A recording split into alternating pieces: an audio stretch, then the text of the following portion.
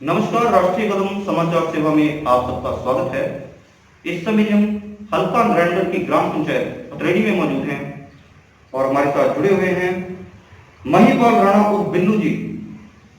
गांव में सरपंच पद के लिए राणा जी का नाम बड़ी चर्चाओं में बना हुआ है और जैसे कि चुनाव नजदीक आ रहे हैं, गांव की समस्याएं भी प्रमुखता से सामने आ रही हैं, तो करेंगे बात राणा जी से। क्या कुछ गांव के लिए विचारधारा, क्या सोच है, गांव की मुख्य समस्याएं क्या कुछ हैं? राणा जी, आपका स्वागत है राष्ट्रीय कदम न्यूज पे। नमस्कार।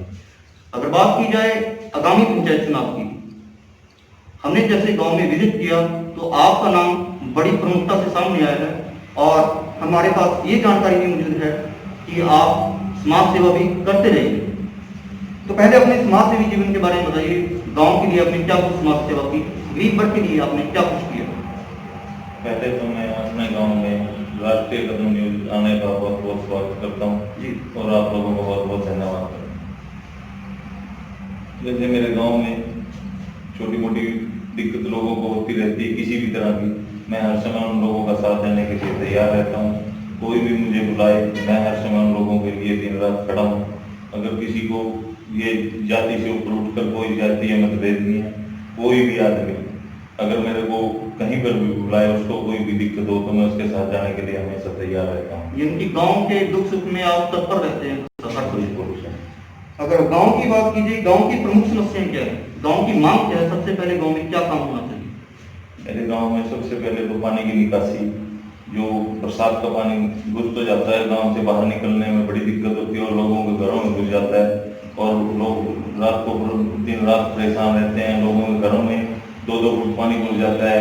एक गरीब आदमी वो कहाँ तक मजदूरी करे, अपने घर से पानी निकालेगा। जहरीले सांप वगैरह घुस जाते हैं। मतलब चलो अब की बात तो बरसात ज्यादा नहीं हुई, नहीं तो हर साल यही परेशानी रहती है लोगों को। जी, यानी कि गंभीर समस्या है गांव की और ये सबसे पहला काम आप निकासी स्तर को लेकर करेंगे। जी, अगर गरीब वर्ग की बात की जाए, गरीब वर्ग किन योजनाओं से अभी वंचित है, उनके लिए आप क्या कुछ करना है? मेरे गांव में बहुत ज़्यादा लोग ऐसे हैं जिनको आज तक बीपीएल कार्ड नहीं मिला और जो मतलब बहुत ज़्यादा जरूरतमंद है, वो लोग इस योजना से आज भी वंचित हैं। और मैं ज़्यादा से ज़्यादा कोशिश करूंगा, अभी भी लगा हुआ हूँ कि उन लोगों को सरकार की तरफ से मदद मिले। जैसे लॉकडाउन में उन लोगों को बड़ी दिक्कत हुई जिनको राशन नहीं मिलता था, तो वो गरीब आदमी कहाँ जाएगा? ना तो उसके पास लॉकडाउन में काम था और ना वो कहीं कमाने जा सकता था और ना ही उसको सरकार की तरफ से मदद मिल रही थी। तो अगर उनको मदद मिले तो ये बहुत बढ़िया होगा और मैं कोशिश करूंगा ज़्यादा से ज़्यादा उन लोगों को बीपीएल की सुविधा मिले। जी, तो आपने गरीब वर्ग की बात की। डेवलपमेंट क्षेत्र में अगर हम बात करें, डेवलपमेंट क्षेत्र में गांव की क्या मांग है? सबसे पहले किस काम की मांग की जा रही है? डेवलपमेंट में जैसे रास्ते तो बनते ही रहते हैं गाँव में। जैसे मेरा इतना बड़ा गाँव है, मेरे गाँव में आज तक कोई खेल स्टेडियम नहीं है, तो मैं सरकार से डिमांड करूंगा कि मेरे गांव में एक खेल स्टेडियम होना चाहिए और जो युवा वर्ग है उन लोगों को कुछ ना कुछ यानी खेलने के लिए अगर सुविधा मिलेगी तो मेरे गांव के बच्चे भी आगे राष्ट्रीय स्तर पर जा सकते हैं और अपने गांव का नाम ऊंचा कर सकते हैं। तो ये बहुत जरूरी है। बच्चों को नहीं हम रोजगार दे सकते, कम से कम खेलने की सुविधा तो दे सकते हैं, तो उनको भी कुछ ना कुछ मिलना चाहिए जी सरकार की तरफ से। तो जैसे आपने युवा शक्ति की बात की है, आज का जो युवा है नशे की तरफ बढ़ रहा है। नशे पे लगाम लगाने के लिए आपने कुछ सोचा है?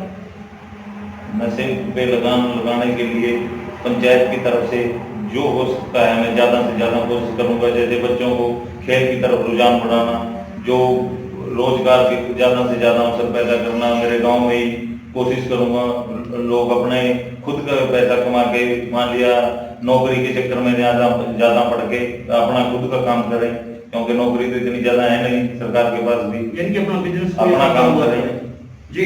बाकी जो युवा वर्ग है वो खेल की तरफ ध्यान दे।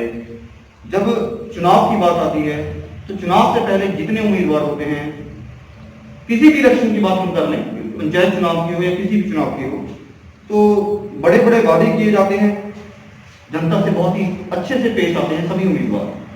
जैसे इलेक्शन कंप्लीट होता है उसके बाद गांव में एक पक्षपात की राजनीति का जन्म होता है। तो इस बारे में आप जनता को क्या बोलना चाहेंगे? क्योंकि 100% वोट किसी को नहीं मिलता है, जीत किसी की एक ही होती है और वोट डिवाइड भी होती है। तो इसके बारे में आप जरा बताइए, जो पक्षपात की राजनीति होती है ये ग्राम पंचायत के द्वारा गांव के बीच में, तो इसके लिए आप क्या बोलना चाहेंगे ग्रामवासियों को? मैं ये कहना चाहूँगा भाई साहब कि सदा से चलता है ये पक्षपात की राजनीति, तो लोगों का कसूर नहीं है इसमें, क्योंकि वो लोग भुक्तभोगी हैं, उनको पता है बाद में क्या होता है। पहले तो कुछ भी कह देते हैं, खाली वादे करने से काम नहीं होते, लोगों को करके दिखाना पड़ता है।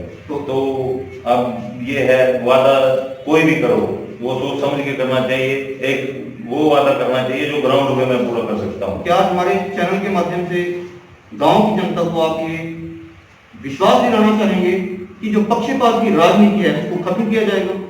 हाँ, ये खत्म भी जरूर होना चाहिए। कोई जातिवादी, कोई पक्षपात की राजनीति नहीं होनी चाहिए। तो लोगों, जो जरूरतमंद लोग हैं उनको उनके हिस्से का मिलना चाहिए, गलत काम नहीं होना चाहिए। और जो भी मान लिया मेरे गांव में जिसका जो हक है उसको मिलना ही चाहिए, जो अधिकार है उसको मिलेगा। हाँ जी जी।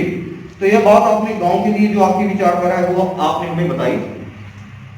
चुनाव को लेकर गांव की जनता को आप क्या अपील करेंगे?